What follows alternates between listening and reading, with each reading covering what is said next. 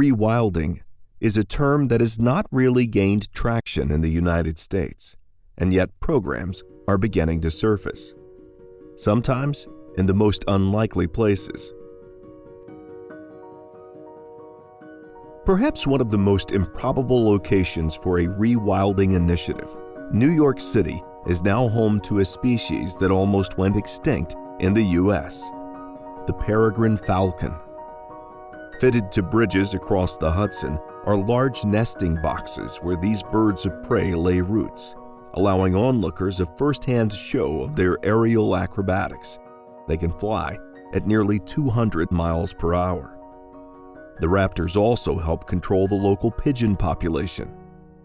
Inside their nesting boxes, cameras provide a live feed to admire these creatures.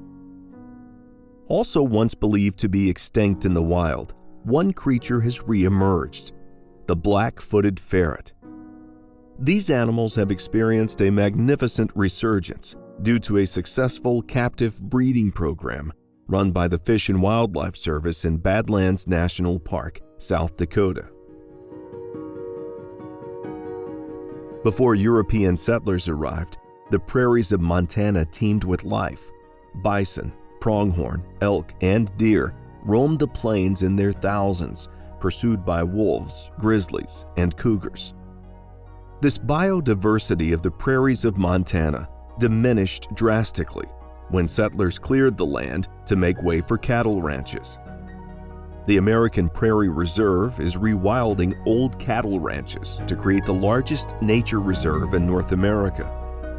Campsites and safari-style lodges are dotted throughout the reserve, and guests can bed down in yurts, chart the progress of the initiative, and be at one with local wildlife. But with all this rewilding activity, the loyal partner that helped forge our nation is not finding its place in this emerging world of rewilding.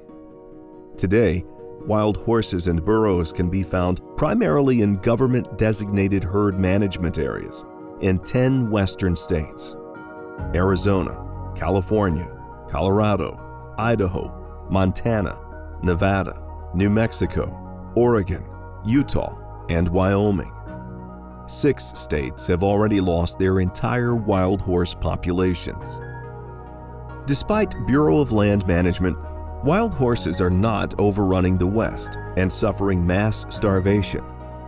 The only thing overpopulating the West is the massive number of cattle and sheep that continue to degrade our public lands. Stewardship is about rewilding generations to come. And rewilding habitat is about leaving the habitat in its natural form. We are the land. And without the horses, without the tatanka, the buffalo, without the elk, the pronghorn, these animals that are indigenous animals of our region, our stewardship goes out the door. We no longer can manage our grasslands. They're subject to wildfire, drought, no habitat for animals. And when you don't have rain, it becomes worse here. So I learned through the Lakota people how to be more gentle, how to think what is important, including this horse. Why was the horse important? Why did it have such an important role here in the Northern Plains? This horse was a friend, not a foe.